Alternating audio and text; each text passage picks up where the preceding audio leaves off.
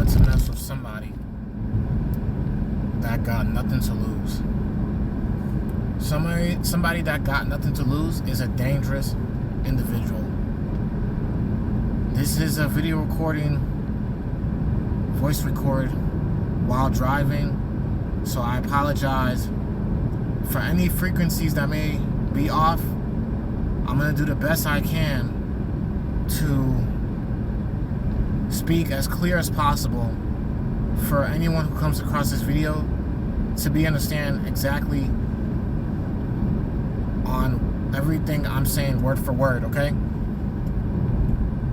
This is the story of my life when you're dealing with or working with a coworker or anybody around you who has nothing to lose. When you got something to lose, you hold yourself better. You carry yourself a lot better. You avoid drama.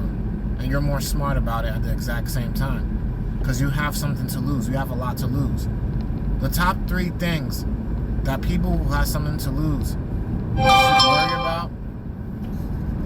The top 3 things that they should be more concerned about losing is their soul, for number 1, because you got to worry about God. Number 2, your peace matters. Your peace matters. Number 3, your future. You don't want to end up in the pen or in prison or in jail. Have a criminal record of assault and battery because some idiot or bum wanted to get on your nerves, take you out of character, pick on you, mess with you because they're miserable and they have nothing to lose. Story of my life. Going forward with the story, it's been about a few months since I started working at this hospital job. And this is as a EVS tech. I made a few videos about it, spoke about it here and there. My job at the hospital, for those of you who are new to this channel, I'm an EVS tech. That stands for Environmental Services Cleaner or Environmental Services Technician. Our job is to basically housekeep, sanitize, and make sure patient rooms are tight, clean, and we take care of areas here and there. We're like a hospital janitor, okay? Quote unquote.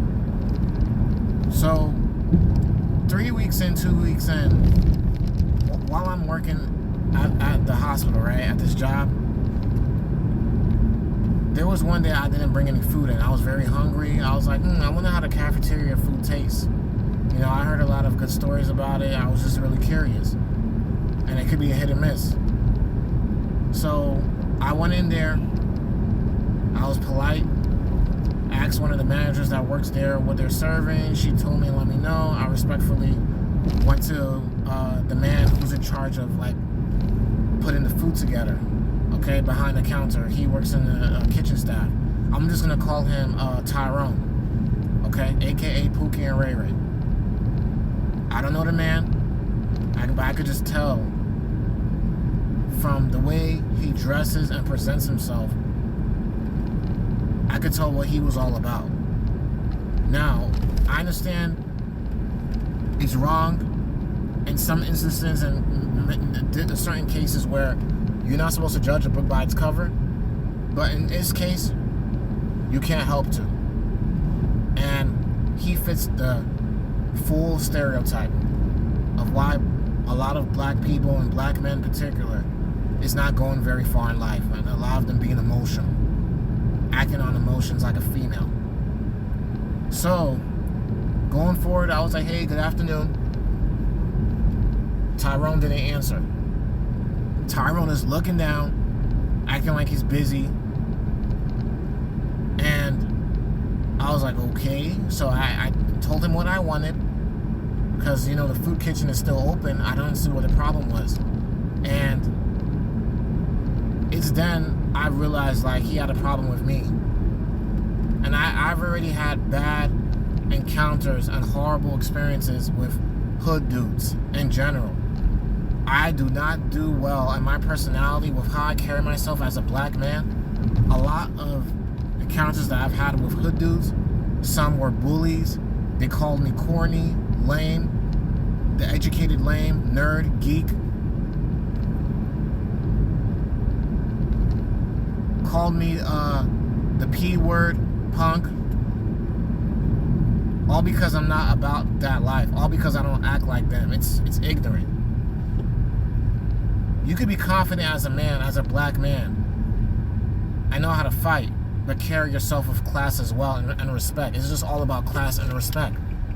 I like to be classy and respectable because you don't see many black people like that, for one. And for number two, I grew up and was taught to be that way from both of my parents because they don't want their son to be a bum or be a menace to society and become a stereotype that's in the system, aka in prison.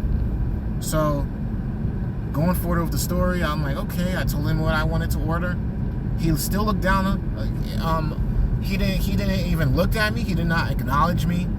He didn't say good afternoon. He was not smiling or nothing. He just had a miserable look on his face. Like, he looked like he was very uptight and he did not want to talk to me.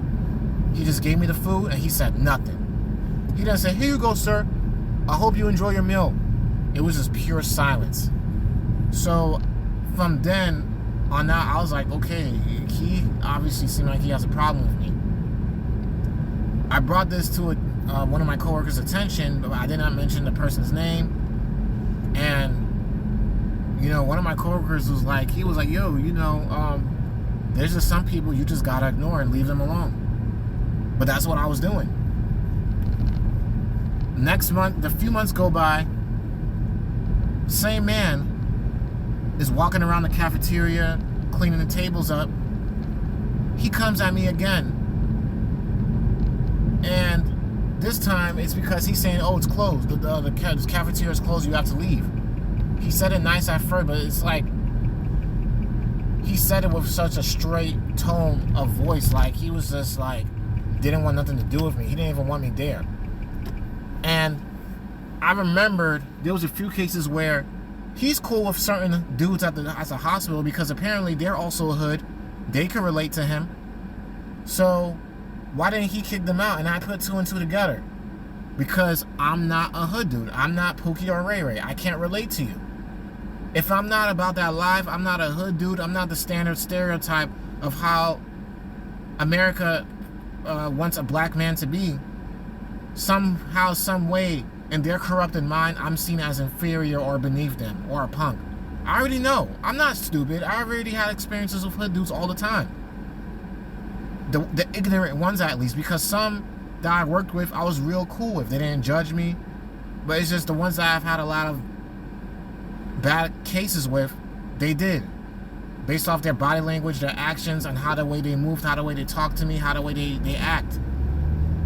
So I was like, okay, no problem. I'm still eating. I'm getting my stuff together. I'm gonna leave in a minute.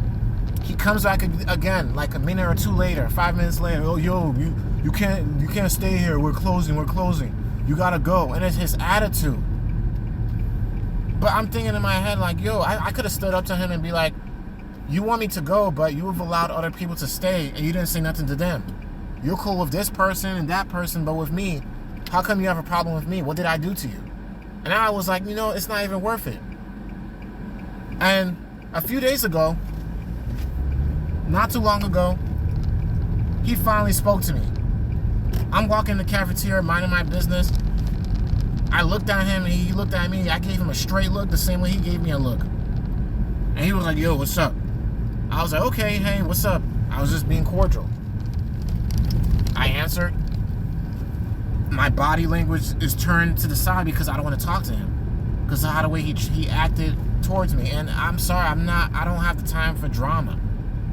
I got something to lose. I have a future to look forward to. I got my peace, my sanity, and I want to remain at this hospital as an EVS tech as much as possible to gain the experience. And he had his whole chest out, and he was like, yo, you've been leaving napkins on the table. And I'm like, napkins on the table? I was like, are you sure it's me? Are you sure it's me? Are you sure it's me? He was like, yeah. I know it's you. I've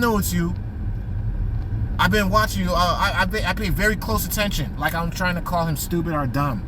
Like he took offense because I asked him, "Are you sure it's me? Are you sure? Are you positive that I'm the one that's dirtying the table after all the time that I eat?" The way he was so sure of himself and how he spoke to me with such anger and tone, that told me right there he had a lot of problems against me and he did not like me because of how the way I am. I carry myself better than him. Okay? And somehow, in his brain, he does not like that. Of course. Of course he doesn't like that because he's not happy with himself and he's miserable. So, going forward with this, the last straw was when this case happened. This was the last straw. So, after all this, I politely told him, "Hey, okay, for next time, I'm just gonna watch behind myself and make sure I clean behind myself, just so I could brush him off and he could leave me alone." And he was like, "Okay, appreciate it."